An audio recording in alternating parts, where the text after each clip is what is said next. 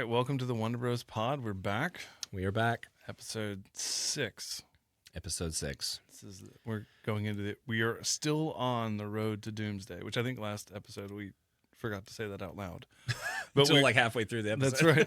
The project we're on is this road to Doomsday. And of course, Wonder Bros Pod doesn't exist to be just some other movie recap podcast. That's already been done a lot. We're here to talk about how to recapture wonder in storytelling. And the project we're doing, just as a review, is that we're our first big project is a monster of a project. So 37 movies. We're going road to Doomsday. 38 by the time we get there. 38 movies. Yeah.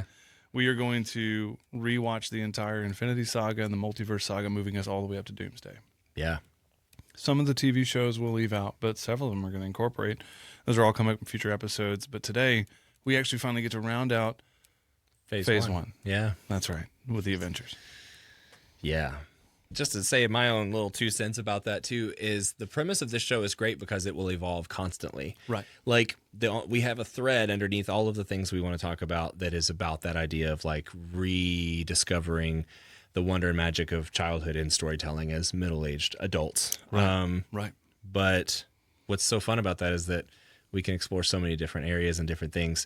And this one project has already evolved. For anybody that's stuck with us for the first 6 episodes. That's right. You know, the release of the first 3 episodes, I'm glad that that's happened because it gets us through the first bit there. It's almost like we just have an extended pilot is what that is. Right. And then I feel like we're finally starting to get our groove. Hopefully the listeners agree. Today, we're talking about the Avengers. I've been excited to talk about this one because I have very passionate thoughts about it. Yes. Yes. I'm sure you do too. It goes all over the place. It's crazy. Mm-hmm. And I've already alluded to my my overall dislike of Joss Whedon generally. So we get to talk about that today a little bit too. Sweet. Yeah, for sure. Good. So May the 4th is when this came out. That's right. Yeah. Star Wars Day on 2012.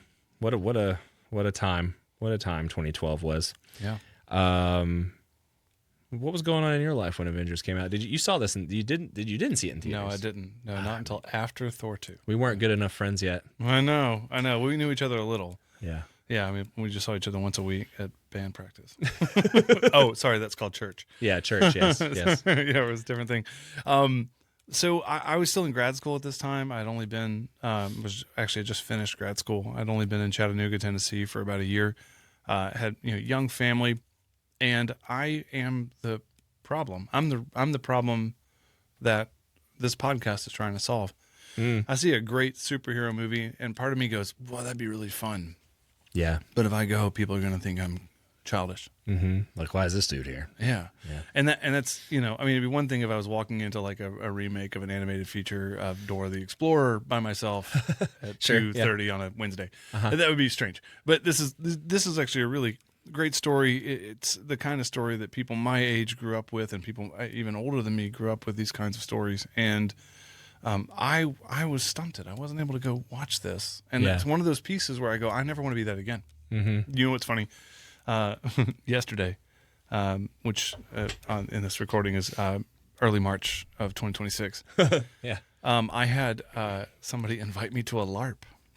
What? A live action role play. Okay, so I want to do this as an episode. Okay. I want to do LARPing. I want to find a LARPing group and we go and we LARP. I got it. I think it would be so fun. I have the group. That's amazing. I'm so happy they about invited that. me. She is in this campaign that they're playing. She is ready for this. She's how does this work?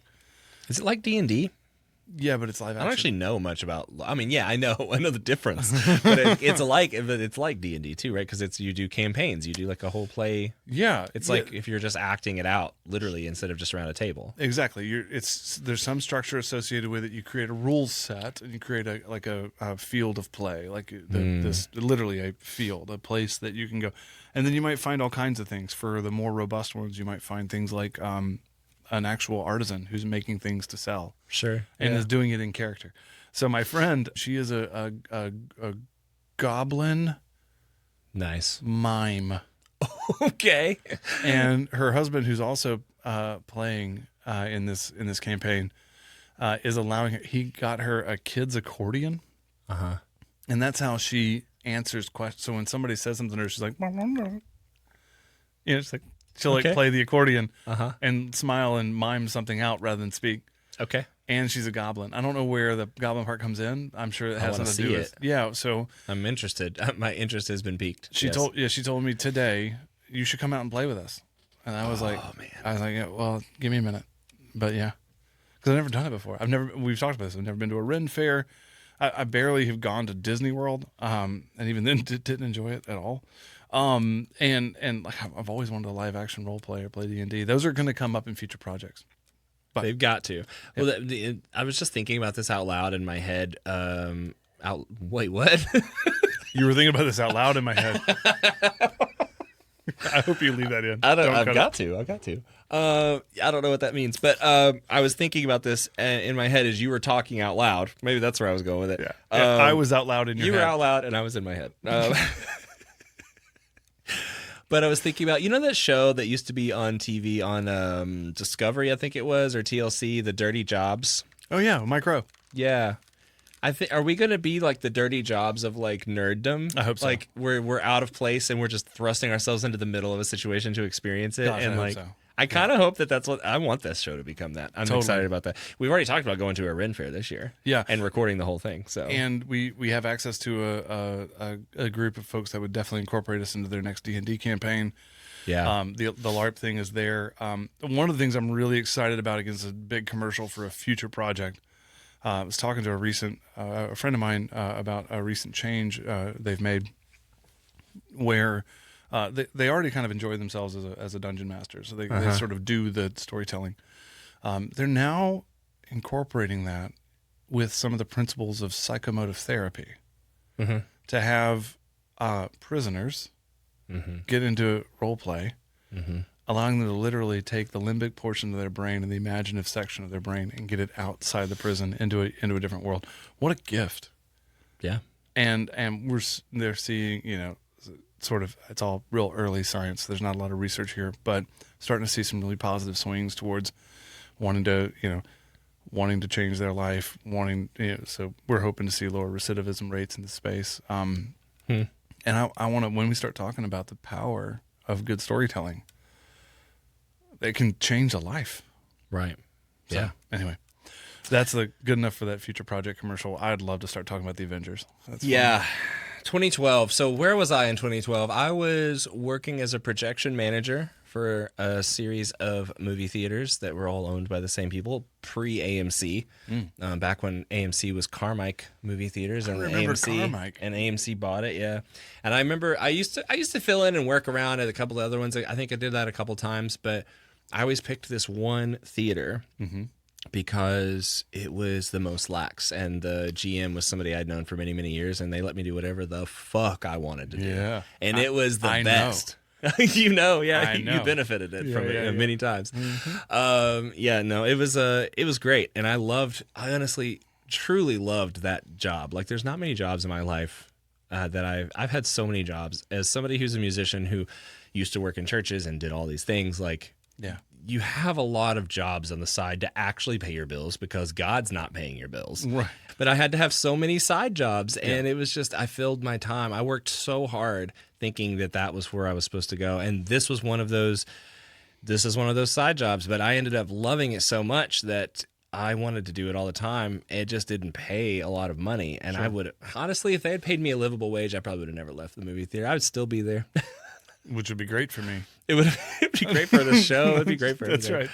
right. Yeah, I don't know. Like, I think my aspirations would have stopped with the movie theater. It was a great gig, man. It was a great gig, and I enjoyed building the movies. I would do that all, in the evenings. You probably would have gotten fired if they'd have known, but like, you let me see that one time. Like, we went up into the.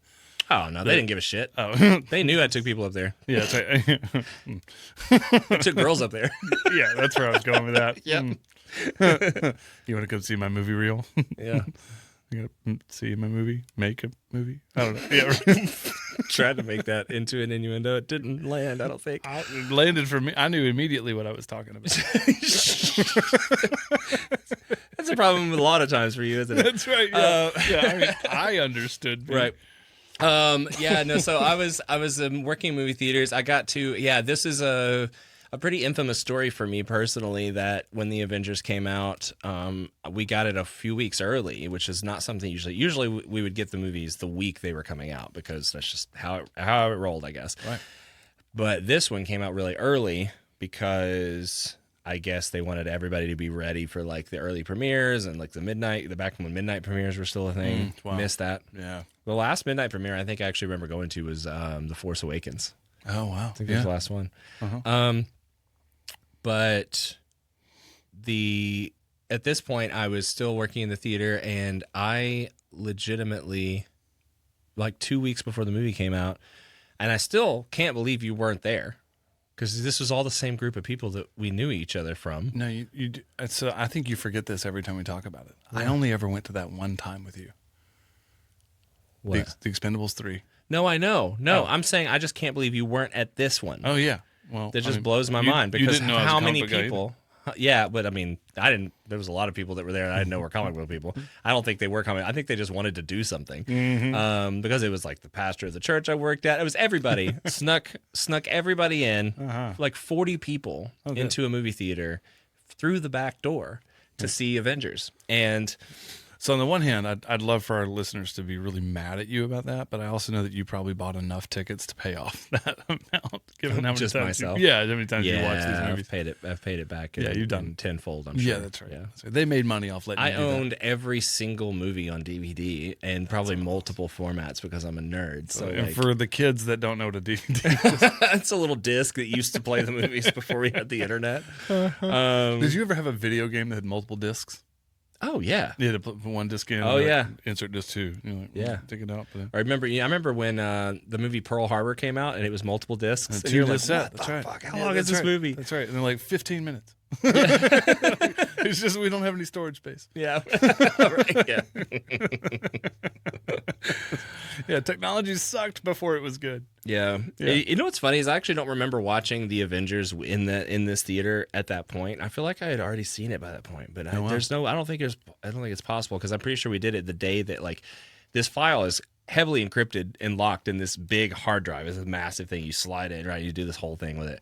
Actually, I don't know if you slide it in. I think I'm making that up. I think I've seen like the show 24 too many times or something like where it's like, oh, we're gonna put this hard drive in the computer in this like thing. Anyway, but I do remember that they were locked. Like you couldn't do anything with them until a certain day. Yeah. And then, so the day that it unlocked, I did this. And what was crazy is we did this during actual hours, like open hours. So I snuck 40 people into a theater at like 8 p.m. on a Thursday. That's crazy. Yeah. Because when you did it with me, it was midnight. Oh, It was yeah. No, it was late. like after everybody's gone and everybody, we just go in. I mean, to be fair, we were also like bring in a bottle of whiskey and had a cooler of beer and was like, blast. oh, it was great. Yeah, it was great.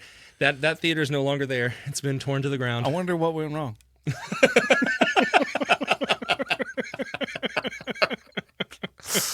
Oh God. Yeah, I don't You know another funny story about this, and then we'll move on. Is I don't know who knows about projectors in movie theaters, but they have these bulbs in them that are very, very sensitive, and you are supposed to have a certified technician open the thing up after, I think it's like 3,000 hours. Okay. And you're supposed to have it and replace them, and the guy comes in and he knows what he's doing, and he has these like big thick gloves and a big vest and a shield because it can explode if it touches. Oh, yeah. Like, and if it moves around, and it's got very deadly gas in it. This whole thing, it's like, but they explode like bombs, like they go off. Yeah. Especially if they're used over 3,000 hours, like they become very volatile. Yeah. Well, I was the guy that took the bulbs out because our technician didn't do that. He showed me how to do it one time. I was like, you're good to go. And then I was given none of those things. I had a shield in my hands. I had a face shield thing that I went and bought myself, I'm pretty sure, at Lowe's. And then was just like, I guess we're gonna do this, and I did it all the time. But they wouldn't let me change the bulbs out when they were supposed to change out. They wanted to wait until the bulbs started flickering. That was around 12 to 15,000 hours. Oh, good. So less brittle. Less brittle, very volatile, So much ready more to brittle. explode. And so whenever it was time, so I would take the bulbs out, I would slide them into the box from the new bulb, and I would store them in a shelf and save them up. And then one day, randomly, whenever it would happen, whenever I was just really needing to like blow off some steam, I would take them all out, go to the dumpster where it was usually empty. I'd pick the time that it was an empty dumpster, and I'd just toss those motherfuckers in there and let them explode everywhere. Blow up. Oh, it was that's awesome. And then I found out that the projection managers in the past had taken them to the roof and dumped them off into the parking lot. Oh, cool. I was like, that would have been really satisfying to see, but.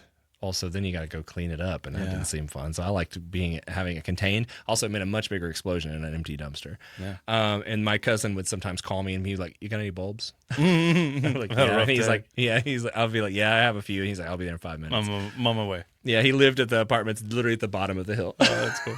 That's awesome. It was a good time. It was a good time. I remember driving so many times driving home at like when the sun was coming up because I was there all night, just like. Quality checking movies. For those listening to this only in audio, I am using my air quotes. Air quotes, yes. Yeah. He knew the quality as he started the movie. Yeah. And some of them were terrible. Yeah, that's right. But yeah. Speaking of not terrible though, the Avengers. Mostly, yes. Ooh, I agree with you. There it is. There it is. There it is. We're getting into it. We're getting into it. All right. Man, nobody had ever done this before. I know that like some of these questions I don't feel like apply to you because you watched it later, but yeah. I remember going into this and it never really occurred to me at this point that it wouldn't work, that it wouldn't be awesome. Yeah. I was ready for it. I was excited to see all these characters I'd gotten to know in one screen. I do also remember pretty good marketing for this movie ahead of it. At this point, Disney had it, and they have the best marketing team in the world, arguably in the entertainment business. Yeah. And I mean, clearly it did well. It only took $220 million to make, and they made $1.519 billion worldwide. Wow. Third highest grossing film of all time at the release, behind Avatar and Titanic. Wow. Thanks, James Cameron. Behind Avatar and Titanic. Like, for anybody who knows this, knows that, like, the future Avengers films blew those two movies out of the water. That's right. Yeah. So, yeah. You're right. Yeah. We'd seen other team movies. I'm thinking, like, the Ocean's movies, the Lord of the Rings, the Fellowship. There's a stereotype whenever you get a team-up movie, and it's like, suddenly you think about an Ocean's movie with, like, okay, who are we going to get? And like, this also happened in like the first couple of Fast and the Furious movies. Like, okay, who are we bringing in? Right, we got to bring family wasn't established. That's yet. right. And but then you get that scene. What's interesting in the Avengers is that we don't get that. We kind of get one off here and there. Like when they're landing on the helicarrier for the first time. But what we got with just about at least the four main characters, if you count the Hulk here, which we should, we got individual movies to unpack their stories, bringing them to this place. Right. This is the first time I think this has happened. Yeah. And like this, at least. It is. Yeah. Yeah. It is exactly that. For that was an incredible undertaking and a big risk, and the fact that it made multiples over what they invested to make it. It was third highest grossing at the time. That's an incredible success. Yeah, for sure. Yep. Some comic book origins that set this movie up, that they definitely kept in line with the movie, as the Avengers. The first Avengers comic debuted in September of 1963, created by Stan Lee and Jack Kirby, of course. Marvel's publisher was Martin Goodman, and he saw that DC's Justice League was just selling so well, and he was like, man, if the Justice League is selling, why don't we put out a comic book that features a team of superheroes? Key difference from the Justice League, though, and this is a really important caveat that sets the tone for the whole movie. And I teased this a little bit last week, where it's like we see all of our heroes land and work together, or we see how it all happens, or it doesn't happen. Like, it's just like it doesn't really quite work.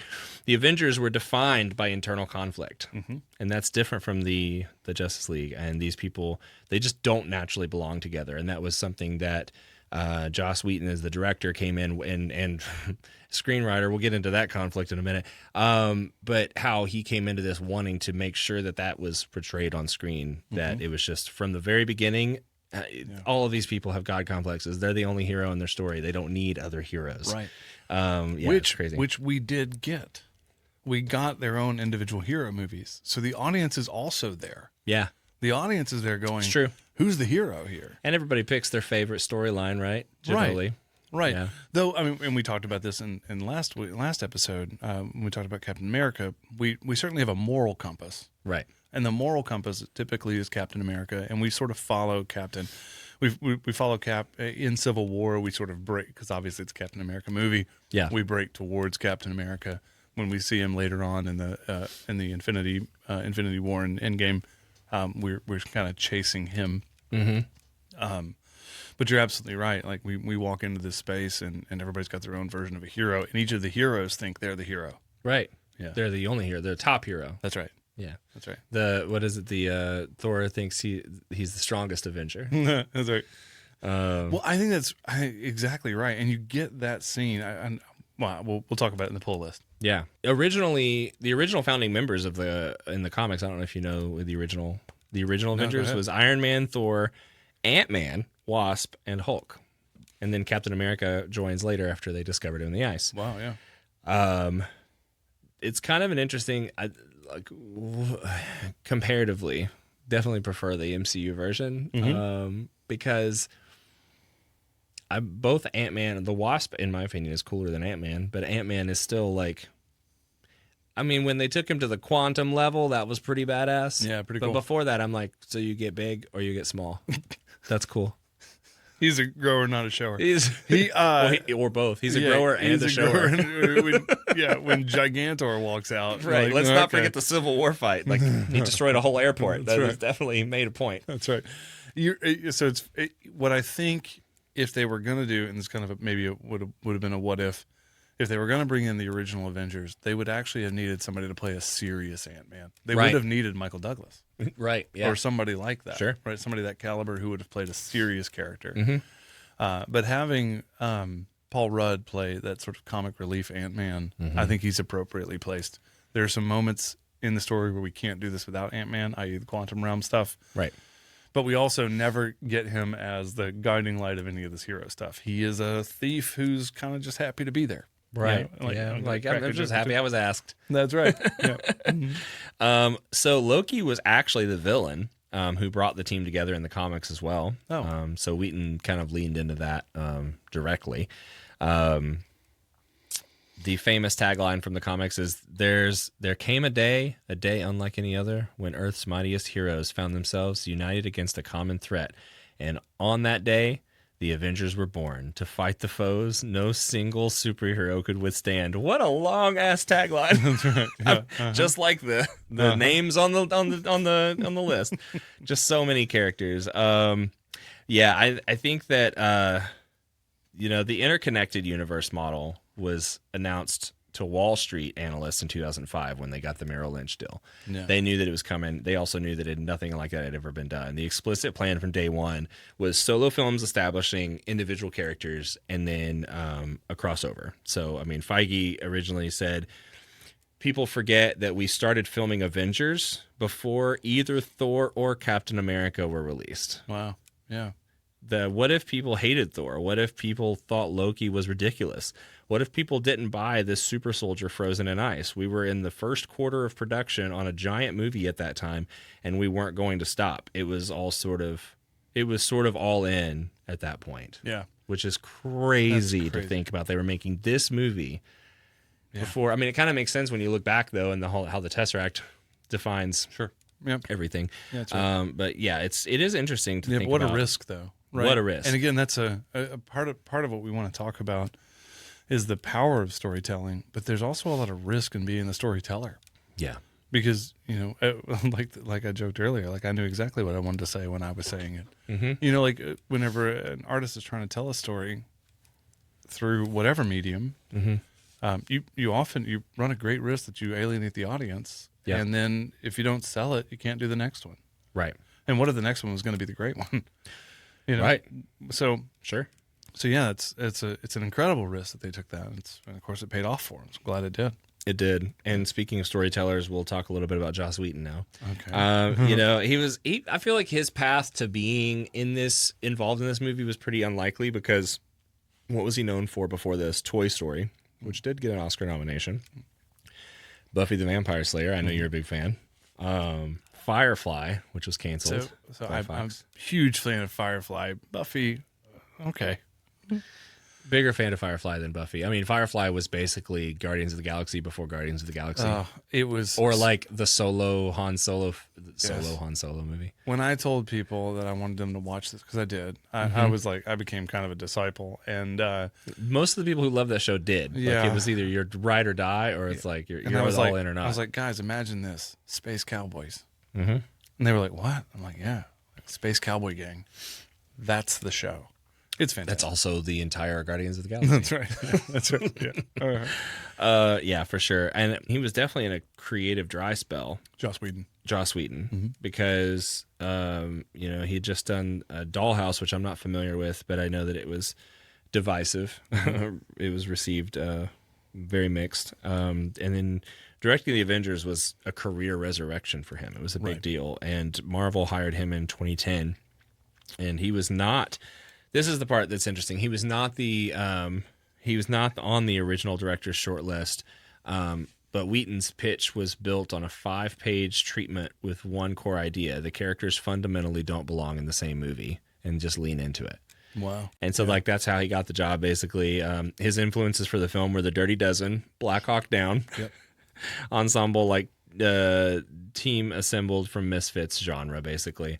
But then there's the Zack Penn of it all. So Zack Penn is the original writer for the movie, and he also wrote The Incredible Hulk, so do with that what you will.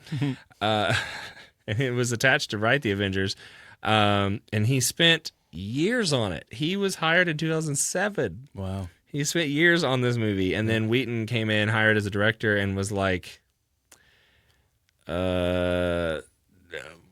this sucks. I want to rewrite it myself. I mean, I don't know what he actually, I do know what he actually said. I actually have it quoted here, but he didn't say that. But in so many words, he said, there was a script. There just wasn't a script I was going to film a word of. Anyway, moving on. Whedon didn't even meet with Penn. Oh, yeah. He just started from scratch. Really? So in MCU, the Reign of Marvel Studios, which we've quoted a lot in this, and I've gotten a good bit of my information from, Zack Penn was actually quoted in there saying he didn't even want to meet with me, which, by the way, I always call the writer I'm replacing. I feel like that's courtesy. Penn lost his screenplay credit. And the associated bonus, literally millions and millions of dollars, he missed out on because of Joss fucking Whedon. Now, of course, now I'm curious. I want to see the two screenplays side by side and find out which one was going to be better. I mean, Whedon's. It's here nor there. I don't know what else Zack Penn's really worked on. I don't have it here. But what I do know is that Zack Penn is an early indicator of what a lot of people thought about Joss Whedon. And he literally said his assessment of Joss Whedon is, I think he's a dick. I think he's a bad person. The Writers Guild rules prevented Whedon from getting a solo screenplay credit despite writing the entire script.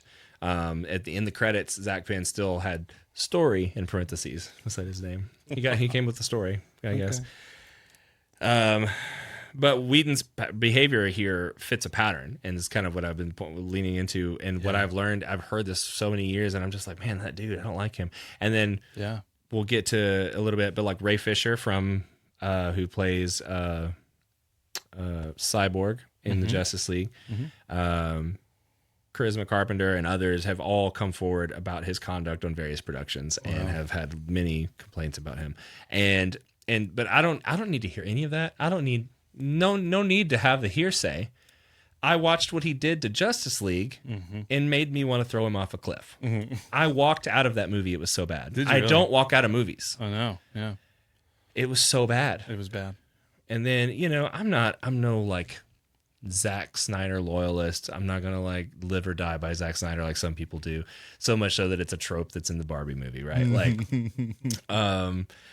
but Zack Snyder's Justice League. Yeah. It's fucking amazing. I mean, that's an upcoming project. We'll do a single episode where we compare the two. I'll promise that's a good episode. I'll watch the bad one.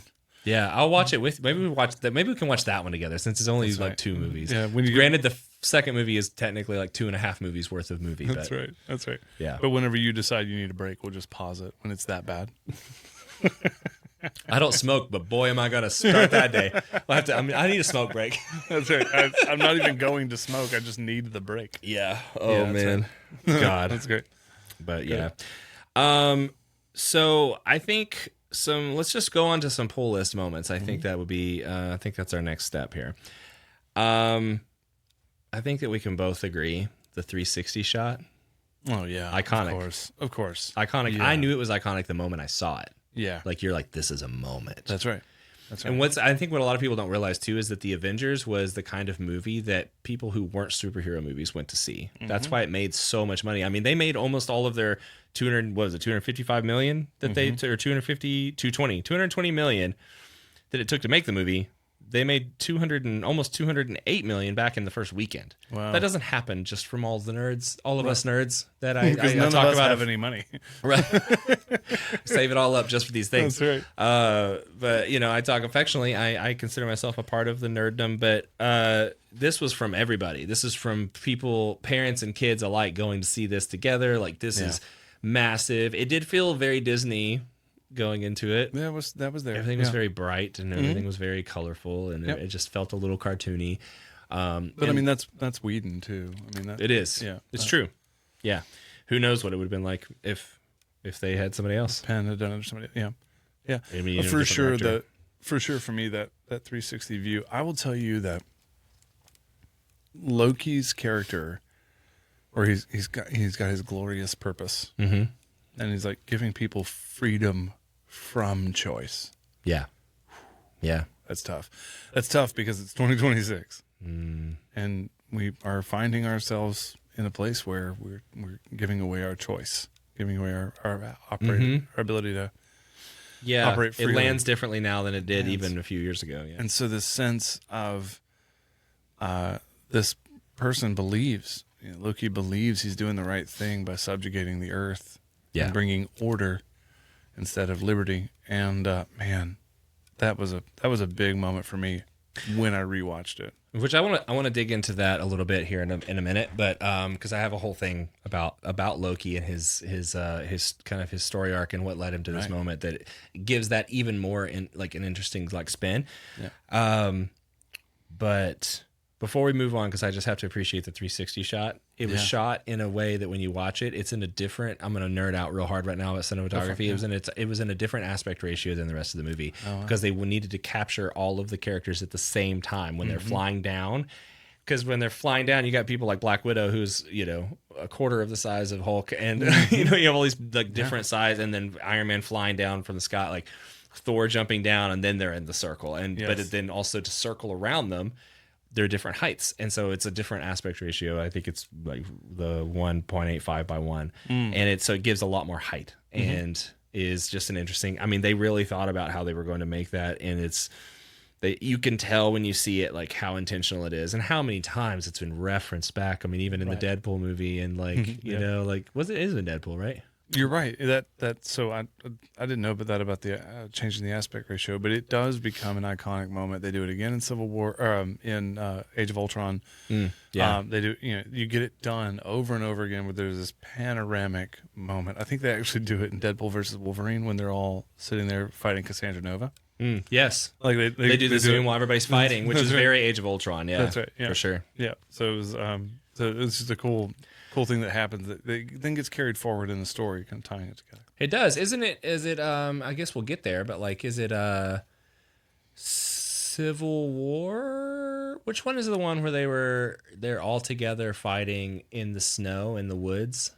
Yeah, that's the beginning of Age of Ultron. Age of Ultron, it is. Yeah. Mm-hmm. Okay, so the moment when they jump forward and it's slow motion for a split second, you're like, oh, that's good. Yeah, you see the Hulk and he's like, it's just all good. Yeah, it's all good. I love it. Yeah. That brings me to my next pull list moment, which is Mark Ruffalo actually plays the Hulk. We finally get to see it, and man, it wasn't as weird as I wanted it, or as I thought it would be. Yeah. Because I remember I didn't really know much about the transition or what was happening going into the movie. I just knew, okay, like I said, Edward Norton's not playing it, and I was kind of mad about it because at the time I'm like, Edward Norton's amazing, Fight Club, whatever, and totally.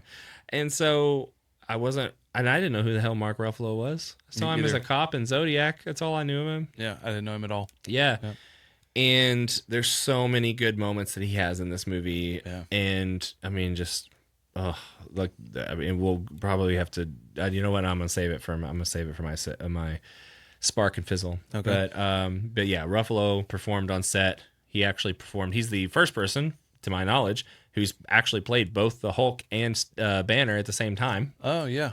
They always have different actors doing that. Yeah, that's crazy. Did you know this though? The body of the Hulk is modeled after a guy who I have this in my notes somewhere. He here it is. Hulk's body was modeled on Long Island bodybuilder and male stripper Steve Rom, who spray painted green daily. Ruffalo's face was obviously used as the Hulk, but it's a male stripper and bodybuilder. Yeah. So somebody actually has some version of that body in the world. Oh. I'd be scared for him. It's so wide. Is he like 5 foot tall? That's right. You know, it's just like this massive. He should have played the Wolverine. Yeah, that's right. Well, I mean, now that's going to make me think about that scene in Ragnarok where he stands up out of the hot tub and he's naked. And he's like, whoa, naked. Right, that's right.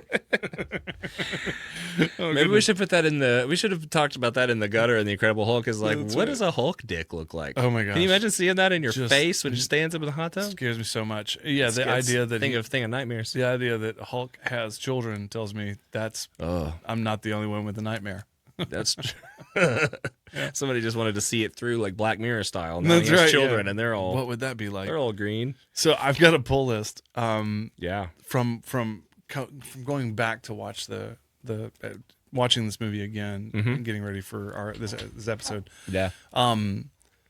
I loved as you said earlier, this was made as a movie with it's a story with people that don't belong in the same story. Right. And so you've got this like very formal version of Thor where he's speaking in sort of an Asgardian meter and rhythm and kind of how he's talking. And you got Also King James. That's right. Yeah, that's right. And then you've got Tony Stark, just sharp quip, just giving these little one-liners. Oh, yeah. You know, do not hit me again. Don't take my things. Right? You know, Yeah. it's like there's and then you got Steve Rogers playing the again straight-laced kind of. He doesn't carry his own personality, in my opinion. He's the base coat. Language. That's right. Yeah, that's right. That's right. Yeah, that's in Civil War, but yes, that's right. But I mean, yeah. it's an ongoing Exactly. theme. Yeah, he's always like policing them. You know. But you get the moment where the three of them face off in the woods fighting over Loki, and then you get the moment where they're the only three standing fighting over Thanos, and it's sort of something that we keep coming back, whether Hawkeye and Widow are here, whether or not Hulk's here. It doesn't matter. It's really those three as these sort of anchor core places that we go. Yeah, they're the elders. That's right. Of the Avengers for That's sure. right. Yeah. Yeah.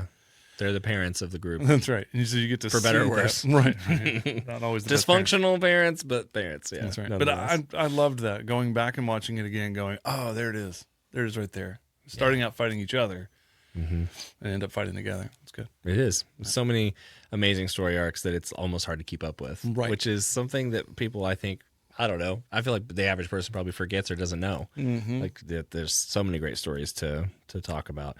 But of course it's the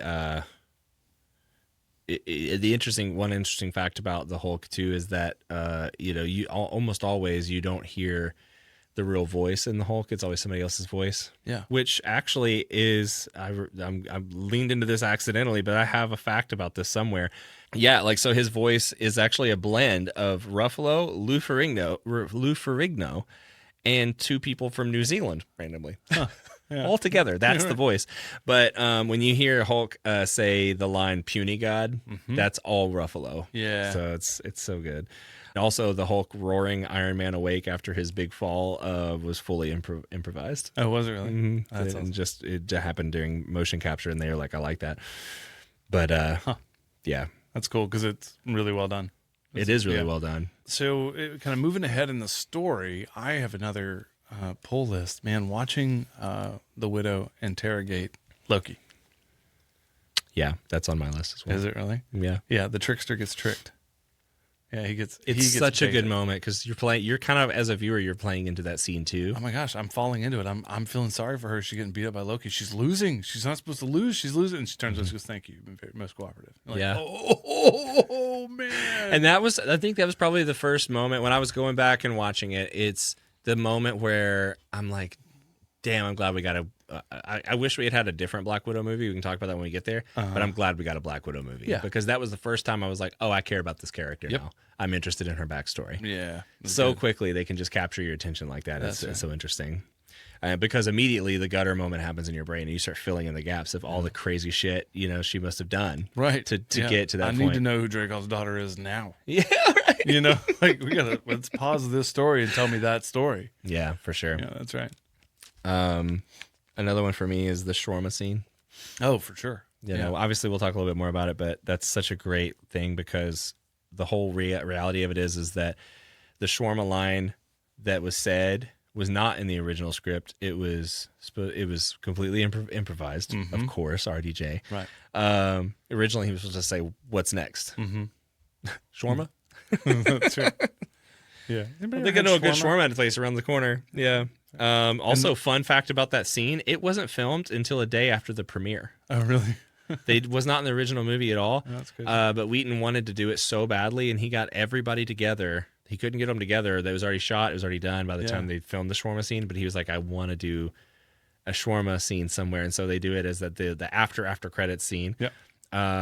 Which, I mean, worth mentioning, this is the first movie we got two after credits. We got a mid credits and an after credits. Yeah. And it's the first time that we see an after credits scene that is purely for humor. Right. It's not setting anything up. It's just because you waited this long, we're giving you some little nugget of, of goodness. That's right. And if you look closely, you see Steve Rogers not eating. He's just sitting there. It's literally because he had a beard because he had a part for another movie. Oh, yeah. And they put a prosthetic like whole jaw thing on him so he couldn't move his mouth. So he's literally just sitting there looking tired.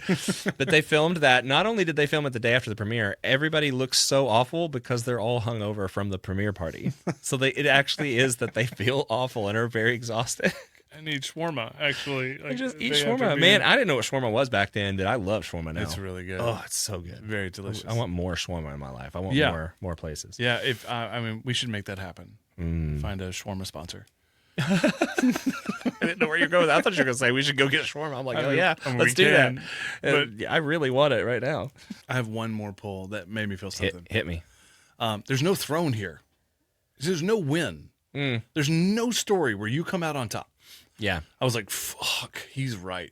Of course, we know he's going to win, right? We know that Avengers are going to win. It's the Avengers movie. Right. This isn't going to be a cliffhanger. So we know he's right. But how many villains are convinced? I mean, no villain starts a war they don't think they're going to win. Right. And so, again, he says, because we can't stop you, damn sure we're going to avenge it. Yeah. If we can't save the U.S., damn sure we're going to avenge it. Which I get. That's fine. And is also like pretty indirect foreshadowing. Yeah, that's right. In many ways. Yeah, I don't know that they knew that at the time. Of course, they definitely did it. Yeah. Yes. Anyway, that one. Oh, was I think for me. the writer. I think somebody knew it. Kevin Feige so? knew it. I believe it. He knew it in his soul where he was going. Yeah. Yeah, that's right. Man, I hope so. All right, Spark and the Fizzle. All right, yeah. Sparks for me, Ruffalo as Hulk and Banner. Thought it honestly ended up being really great. On that note, I loved both the puny god line. Yes, I loved it. I also one of my all-time favorite scenes from the movie involves him, which is I'm always angry. You liked that scene? I did. Okay, say more. Because I hated the Incredible Hulk so much, and you did too. You hate it for the same reason I do, which is that he was so out of control of it, and it affected so many things, and it was like all this stuff like we can't do. And like what I liked about that scene and that version of Hulk was that Banner controlled the transition, but then he still loses control. Yeah, but he learned to embrace. And it kind of does extend that story a little bit because you see Edward Norton's Hulk being so like trying to be mindful and meditative and stuff. And what do Buddhists do? They appreciate all feelings equally. They look at the bad feelings and good feelings not as good or bad, but as just feelings. And in that way, in that sense, that speaks to me in this scene. And I remember, and it hits me differently now than it did back then because I also I feel it's weird because as we talked about in little bits and pieces here about like our religious backgrounds and stuff like that, and where I'm in my life, I am more on leaning onto the side of agnosticism. Yeah. I'm not ignorant enough to think that I know everything and that there's nothing, but I also just operate on a daily basis as if there isn't.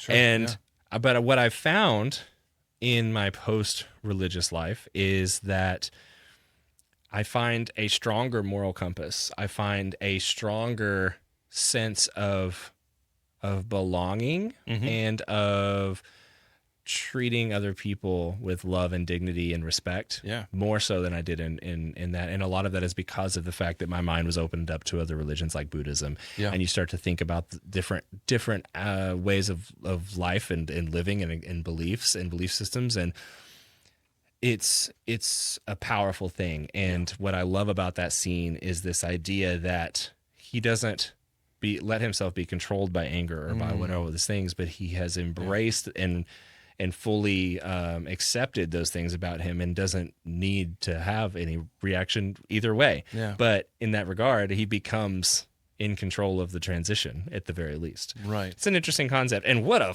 fucking good scene it is. It was a good scene. Punching a damn spaceship. Yeah, that's right. It was a great scene. I was in on that. That's good. Yeah. I actually put it on both Spark and Fizzle. Oh, okay. Yeah, okay. Because let's hear the Spark side first. Yeah, I mean the Spark side is really similar. You and I landed on a lot of the same sparks, but this sense that he has now learned to integrate his emotions into a place where we don't judge the emotion for the emotion. It's not like, oh my gosh, I'm getting angry now. I need to be stressed out. This is what could have happened, right? You get a little angry, but I'm stressed about being angry, so now there's tension. And then, okay, well, now the tension, I'm mad about the tension. I'm scared about getting more tense. Well, now you just created a reinforcing feedback loop, which turns you into the Hulk. Right, yeah. You're having an anxiety attack. But yeah, that's right. But if suddenly, but that's a very human thing, right? Like people who would say like they raged out and have no idea why. And it's like, yeah, it's because it's reinforcing loop. Right. But then if you sort of go, I'm angry, that's okay. Mm-hmm. I don't have to do anything about being angry. I'm angry. Right. Right. Learning how to integrate the emotions into the human's ability. Sure. Yeah. Instead of saying I'm angry, I shouldn't be angry. It's I'm angry. That's fine. Yeah. That actually that lets the air out of the balloon. Mm-hmm. All of a sudden the room gets depressurized. So then to say no, I'm going to let this one go. I'm going to choosing it. I did like that part.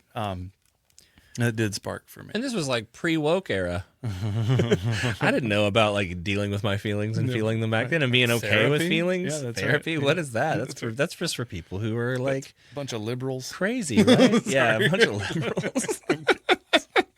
I mean, you're not wrong. But yeah, turns out therapy's great, and so we're feeling feelings. That's right. That's right. I really liked Spark for me. What obviously was the Battle of New York. I really think that was like it was fun to watch. Yeah, because you had a bunch of people, all of who fight differently, really shouldn't be in the same movie, and you've got them doing that. You got Hawkeye at the top of one building. He's shooting down. He's calling out. You've got Iron Man flying through. He's maintaining a perimeter, pushing everything back. You've got Captain America sort of sitting in the middle. You've got Thor on the top of the Empire State Building. They're all doing their thing. Yeah. But because they've finally started getting coordinated here, it's a really fun scene to watch. It is. Yeah, I had a blast with that one. Although, I don't know, anybody else feel like Hawkeye was like, I don't even, like, was basically doing nothing? Like, one Chitauri down. That's right. A million to go. That's right. Yeah. I've got so many more of these. It reminds me of and it never runs out of arrows. Yes, he does. Well, he does. Okay. The one time he reaches back. Yeah. But how many arrows did he have? That was like a third of the way through the third act. That's right. Yeah, or at least through that fight. And but also too, like what it reminds me of is that you ever see that meme of where the entire field is on fire and you have this woman who's getting a bucket of water and she keeps pouring it out into the fire and they're like videoing her like, what are you doing? Yeah. That was a little bit how I felt about him in the grand scheme of everybody else. I mean, even even Black Widow was jumping around on the streets and like doing some crazy shit. I don't know how much she was really doing either, but she at least looked cool doing it. She looked cool doing it. Yeah. I do love the clench up Legolas. That's such a good line. It's so good. You better clench up Legolas. That good. Was really good. Yeah, for sure. Yeah. I did enjoy it. There was another great moment for me. I mean, not to make this a religious podcast, but it was so funny to me where he's like, "Hey Jarvis, you ever heard the story of Jonah?" And he's like, "I don't think that's a good model, so and he's like, just like blasts through that Chitauri space. Yep. Right? And by the way, that's not the story of Jonah. Jonah didn't kill the fish in the story. Yeah. So, anyway. He's like, I'm gonna go into the mouth of this big creature. Yeah, that's right. That's where that's the analogy ended. Right. It ended right there. But his banter, no offense, Point Break. You got a mean swing. Like that's good. That's good stuff. That was every time he came on. As much as I knew I was supposed to care more about Captain America because he's my moral compass. Right. He's the knight. He's the paladin. Oh man, this little smart aleck dude in a metal suit. He's my favorite. I'm having a blast with it. And I really enjoyed it. Yeah, I think they balanced Tony Stark's character across the palette of all of the characters really well. Like being able to manage focusing on so many characters at once, which really hadn't been done in this particular capacity before with where all of these stories had, or all these characters had detailed backstories that we knew well. I think that's really interesting. But and on that same note of what you're saying with like the best lines and stuff like that, for all the things I've said about Joss Whedon as a director and whatever, I will say the dialogue style, the quippy, self-aware, fast. This film, for that reason, like kind of like codified the MCU's house style. Yeah. So from this point on, that was what you get when you get all of them on scene at the same time. Yeah, that's right. Is a bunch of back and forth and quick-witted like insults and backhanded compliments and all this stuff, right? You just get all this stuff all at once, and that's what makes it so good. It's very sitcom-y in that way. Yes, it is. It's again that thing that you said that they shouldn't all be fighting together. You get this again later on in Age of Ultron, where he's like, lady, we're on a floating rock, and I've got bows and arrows. It's weird we're doing it. What he says to Scarlet Witch. Nothing makes sense. Nothing makes sense. What he says. Yeah. That's right. But this reality that somehow it works. Earth's mightiest heroes who don't normally like each other that much show up out of respect whenever a big bad is here, and it works out. It's good. Yeah, for sure. Yep. Puny God was one of my, so for somebody who, in the Lou Ferrigno version of the Incredible Hulk, which was really how I knew about the Incredible Hulk. I mean, the other movies notwithstanding, I watched the TV show as a kid, and he never talked, right? And that's because his voice was weirdly timbered, and it had as interesting timbre because he's deaf, he can't hear it. Right. So he's got this like massive body and like high pitched voice that doesn't articulate. So it didn't use his voice very much. So for the first time for me to hear a Hulk talk, and for him to just beat the shit out of Loki and be like, puny God. And I was like, oh, that's great. Yeah, we hadn't heard him talk before. Had a good time. Yeah, it was a good reveal moment for sure. Right. I will also say too, and I'll go into this a little bit at this point, Loki is the villain in this movie. I loved. Yeah. I loved because of how complicated it all is. He's complex. There's a lot of layers to his reasoning. And when you think about, like, he has this idea of making the earth like subservient and freeing them of choice. Right. But it really all just stems back to the fact that he still just wants to be loved and valued. And he thinks this is going to bring value and make, his father and his brother proud in some weird way. And so I think that fight where Thor comes to try to stop him is just interestingly fueling the situation in a different way that you don't really, it's not really evident on the screen as to how that all plays out, but like that's a gutter moment in some way. It's like you got to think about like all the context of two brothers coming together and one being like the jock, everybody loves him. Right. He was always meant to be king. And then you have this other guy who's always trying to like live up and try to get out of that shadow. And this was his way of getting out of that shadow. Maybe I am the god of chaos. Maybe I am always going to be this. And it's like, is he really trying to like come into his own in this situation? Is that what it looks like? And of course the scene with in the like a park or wherever it was where all those people were bending down and then the one guy stands up. Yeah. It's, that's, and then it immediately harkens back to Captain America in the movie. That's right. And that we just saw, so it's fresh in our minds, right. and it feels like a Captain America moment. It's so good. Yeah, even in that scene, like you get the sense that Loki's not just playing a part. He is playing. You find out later in the TVA that he certainly was covering up his own insecurities. He admits to that, but you even see him almost sort of like believe his own bullshit. Yeah, for sure. Because he's like, I actually am here with glorious purpose. When I take away your freedom, you will love me. Which is super narcissistic and abusive. It's of course. If you're in if you knew me the way I know me, then you would love me. That's right. That's right. Yeah, that's right. for sure. And if I could just get you to do what I want you to do, your life would be better. Right. I know best, so just trust me. Right. Yeah. Sounds like a god. It does, doesn't it? Yeah, that's right. It's a great conversation for me. But for him to come down and sort of have that moment where he's expecting worship, and then you see as you mentioned, that fight between him and Thor on the top of Stark Tower. Yeah. And he's like, stop this, man. Like, just come home.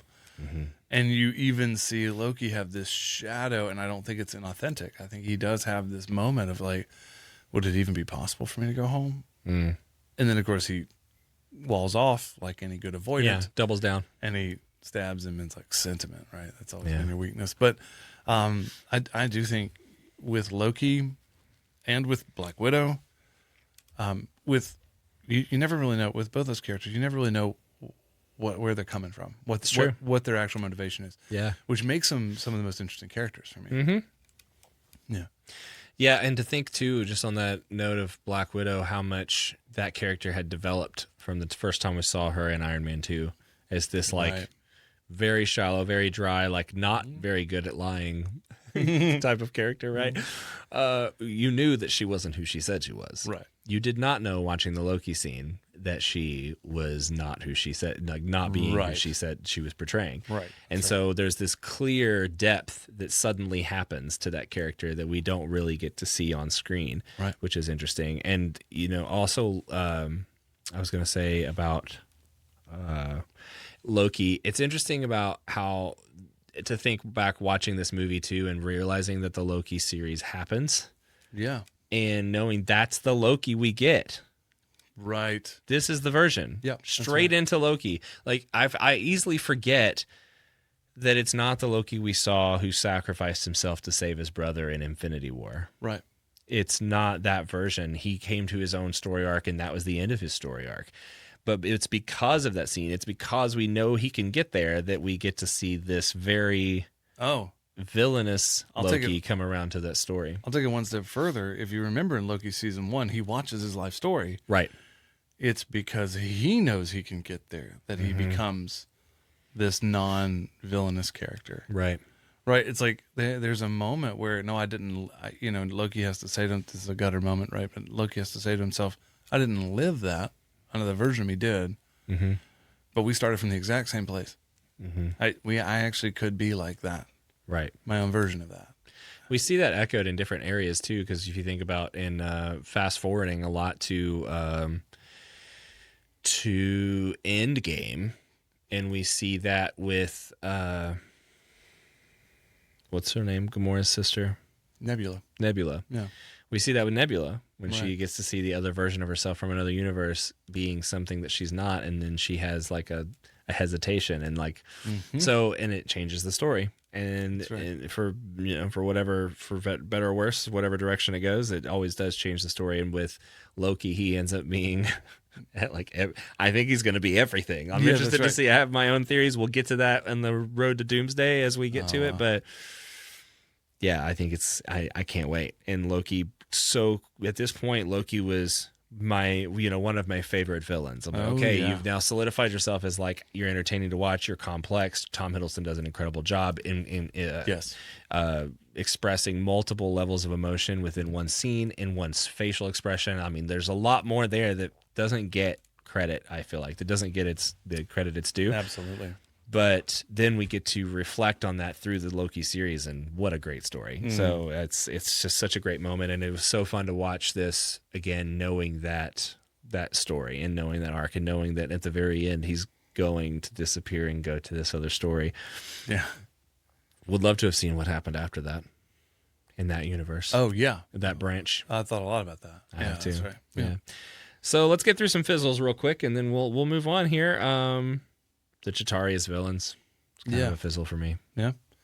I mean, faceless beings that don't really seem to have any power, and they got these little energy guns. Like, they're interchangeable. There's no personality, no individual threat. You kill the mothership, they all fall over. Right. So, I don't know. It was efficient, but hollow. Efficient is something that that sounds right to me. That it wasn't enough to. So we didn't have enough villains that the audience cared about to do like a villain matchup, like a Dark Avengers or whatever. Like, we couldn't do that yet. We couldn't have you don't want to have a repeat of, was it Batman and Robin, where you have Poison Ivy, Mr. Freeze, and a bad version of Bane all in one movie, and it's just that's Batman and Robin. Yeah, that's Clooney and and the best Batman. And what's his name? Chris O'Donnell. Yeah, that's right. And you had Uma Thurman playing Uma Thurman. Yeah. Great Poison Ivy, arguably. I actually liked Uma Thurman as Poison Ivy. I just did not like Arnold Schwarzenegger as Mr. Freeze. Oh, no, it's awful. And of course, Bane was like not even a real character. Right. No, he was just a side character. My point is that these each have their own complex comic book pasts, and you didn't get that in that movie. And they're cartoony. They're made for kids. That's clearly. Right. Yeah. And we couldn't have done that here as well. So giving them more than one bad guy, but like a big, like an army. I get it. I did like. I'm with you on it felt hollow, but it did feel efficient. The only thing that I would say that it played the good part of was making sure that we knew the whole time that Loki was not actually in charge and he was just being used again. Yeah. But he was acting like he's in charge, but he's really just now become like this operative of Thanos, which I believe actually was not originally supposed to be the case. I think it was Joss Whedon who wrote it in and was like, I think this is where we say Thanos is in charge of the Chitauri. He wasn't originally supposed to be. Yeah. Huh. But it gave the Chitauri some weight.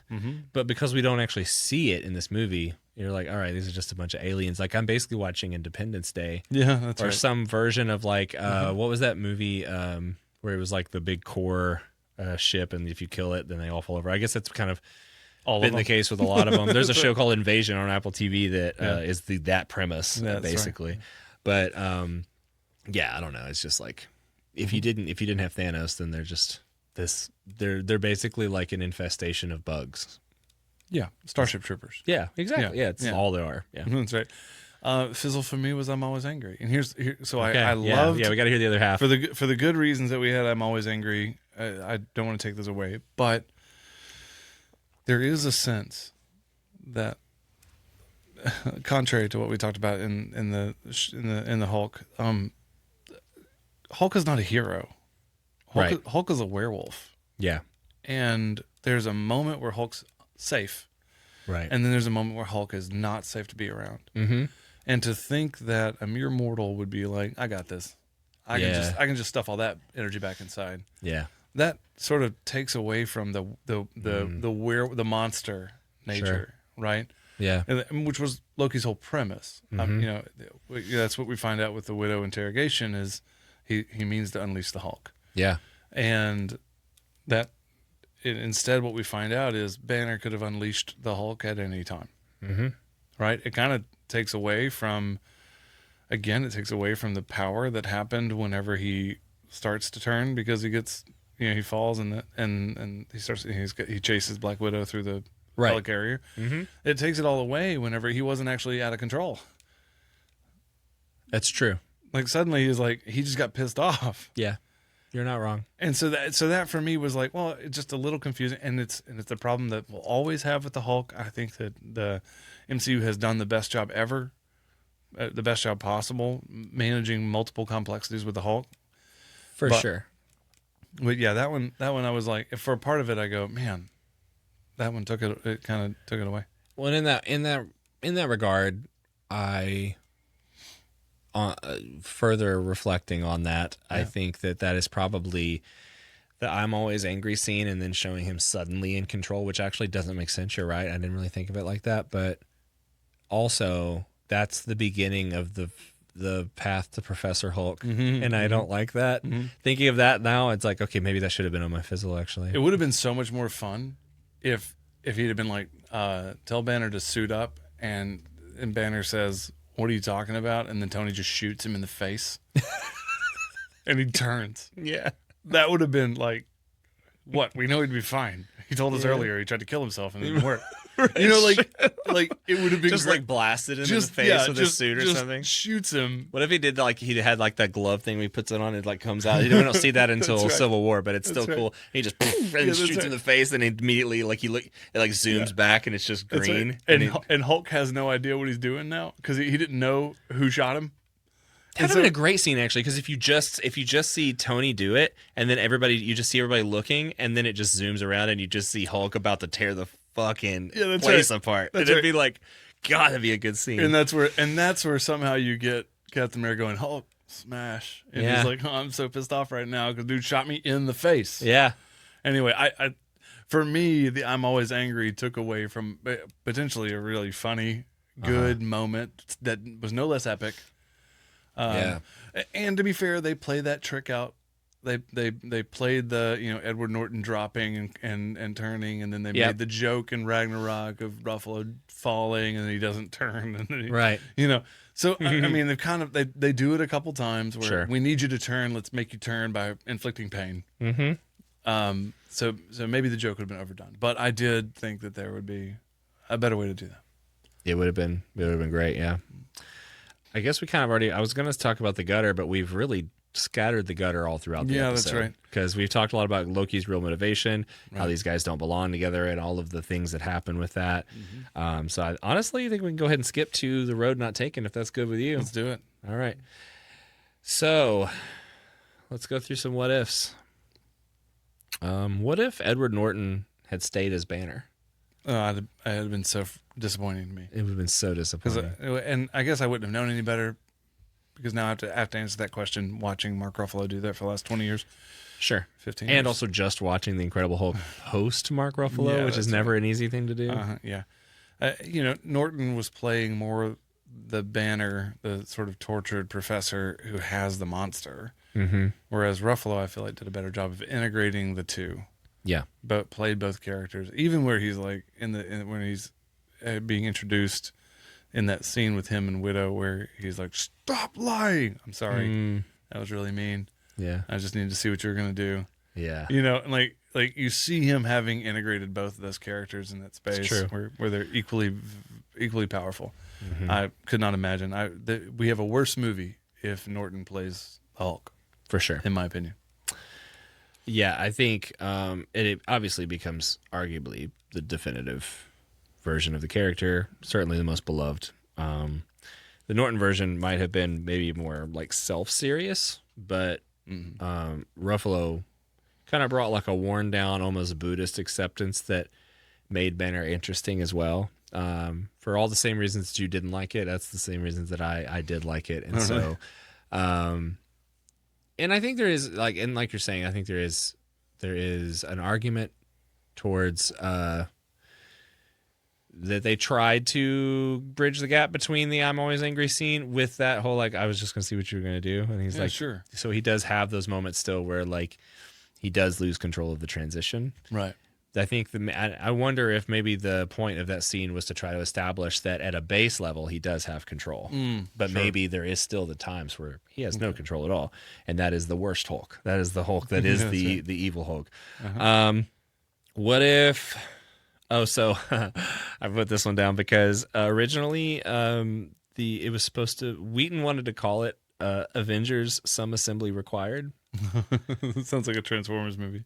It does. That was his proposed title, a riff on the team's motto, obviously, and a literal description of what the film does. Marvel rejected it, and they went with, obviously, just the Avengers with Marvel's prepended. In the UK and Ireland, it was retitled Marvel Avengers Assemble because the Avengers was already associated with a classic 1960s British TV series.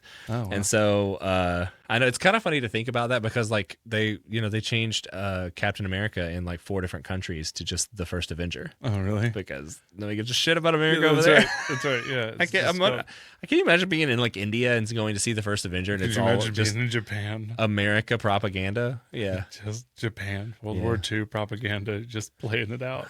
God. Could you imagine? Like No. that's probably didn't do very well there. The Yeah, other for sure. Iron Man probably crushed it in Japan. Yeah. And the Hulk. Those are both very anime tropes. It's true. Imagine Captain America being a pro World War II. It's hard to imagine it did well. Yeah. Okay. Yeah. What if the Oscorp Tower had made it in as a cameo in Avengers in New York? Well, I think why don't you answer that question? What do you think about that? I don't think it would have mattered really. Yeah. Well, I think it would have changed some things because it was going to happen, and they were going to put the Amazing Spider-Man, the 2012 movie, that Oscorp in there. So that would have definitively said if we get a Spider-Man, it's going to be Andrew Garfield. Yeah. And which at the time was probably just trying to reject Tobey Maguire because of his age. Probably. Right. Yeah, probably. I mean, I actually like Andrew Garfield as Spider-Man. Me too. You do, okay. Yeah. Like, kind of becomes a hot take, but maybe it's not as much of a hot take because everybody loved him coming back. Yeah. And as much as I love Tom Holland as like the younger version of Spider-Man, like coming into his own, which we really didn't. Andrew Garfield was already an insanely intelligent person, right? As Peter Parker, and he was also, I guess he's supposed to be in high school, but he definitely could have passed his college.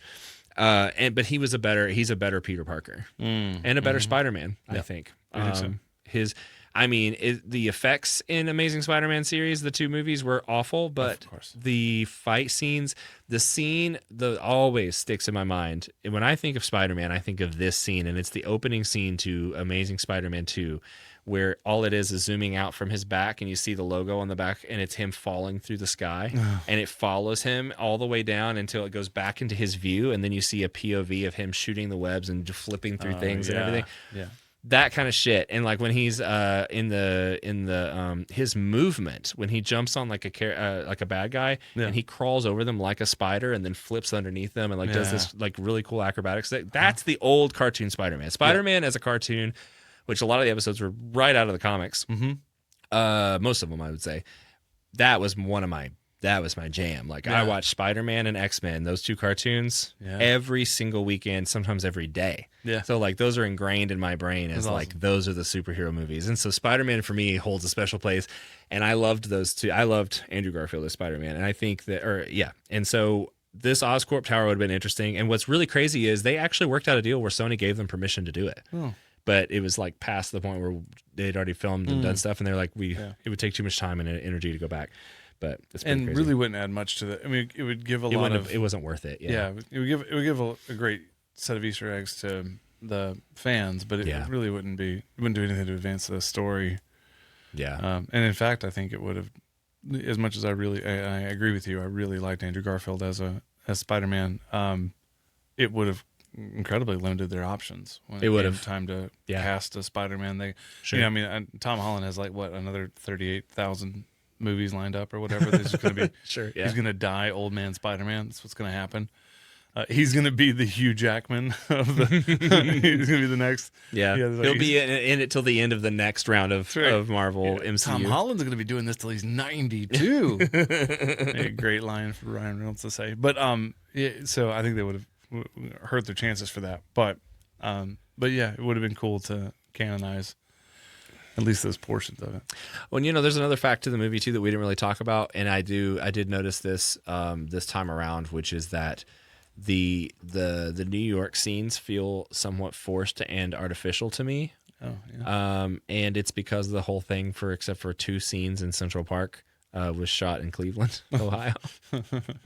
They basically used one street in Cleveland, Ohio. and made it 42nd Street in New York. And literally it's all fake. So like, I think there is a little bit of that for me too, whereas like, it doesn't feel as organic in the city than flying around. It definitely feels like, you're in front of a big old green screen. Yeah. But yeah. Uh-huh. Fun little facts and Easter egg about the movie, and then we'll land this plane. Okay. Tony's car in the film appears to be a 2014 Acura NSX, but it's actually a heavily modified 1991 model with over 250,000 miles on it. Oh, really? Random. In real life, that's the IRL car? Yeah, like that's what they used in the movie. Oh, it was in 1991. It was supposed to look like this brand new, like really cool. And they just heavily modified it. That's right. Tom Hiddleston asked Chris Hemsworth to actually slap him during the Thor Loki slap scene because the 30-pound horned helmet made fake reactions look unconvincing. Hemsworth obliged, and Hiddleston reportedly went down like a rock. Yeah. I mean, Hiddleston's fit, but he's not big. Yeah. Gosh, that's hilarious. So yeah. Do you know that also happened in with the Rocky versus the Rocky movie where he fought Hulk in the fight with Hulk Hogan? Hogan has later been interviewed as saying like Stallone Sly told him not to hold back, and he's like, I punched the shit out of him, knocked him out. Damn, that's crazy. That's right. Let's talk about the legacy. Yeah. The Avengers proved interconnected universe model works. Yeah. At scale, not just as a concept, and it was definitely an audience experience unlike anything else. That's right. They also proved that you talked about it, kind of like the house blend of an Avengers movie where there's these quips and this fast dialogue.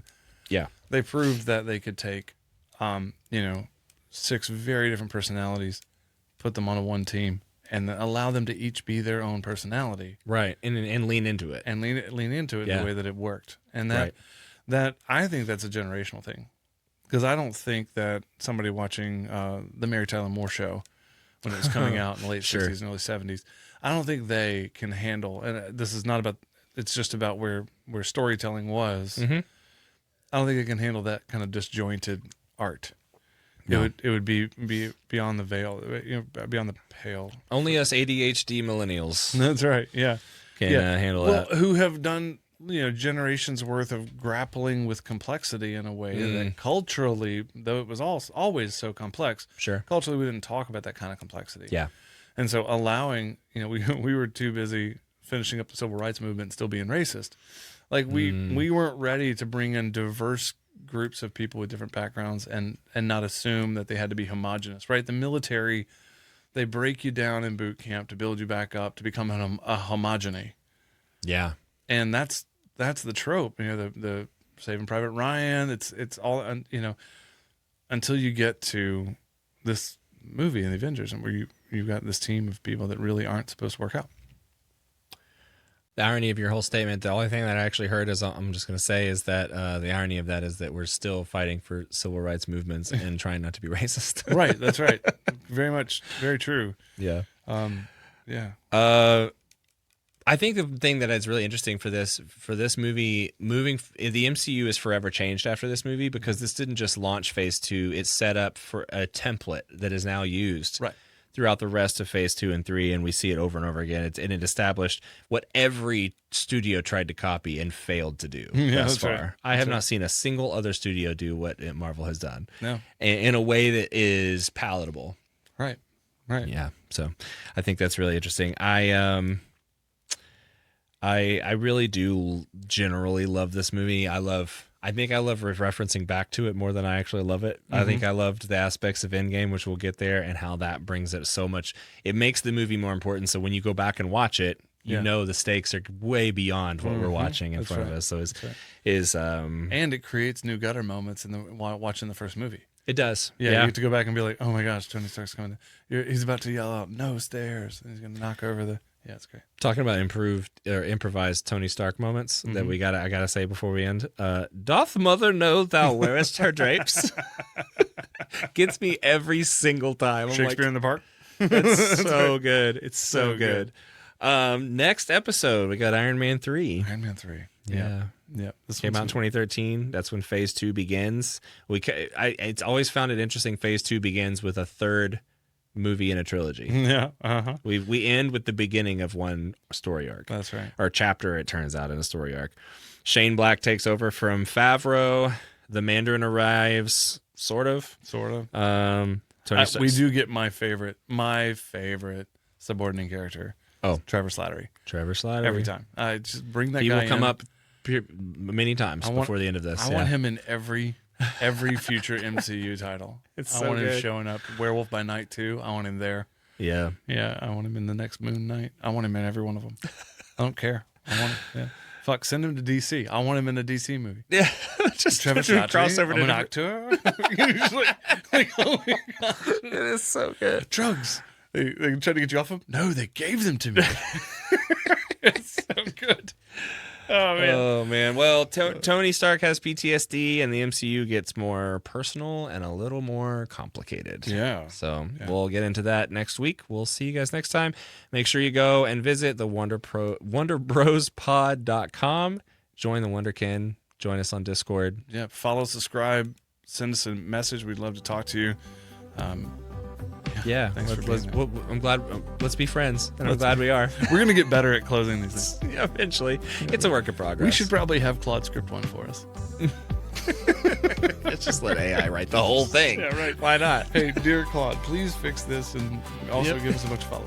Exactly. Yeah, just do it all for us, please. All right, we'll see you next week. See you later. Bye.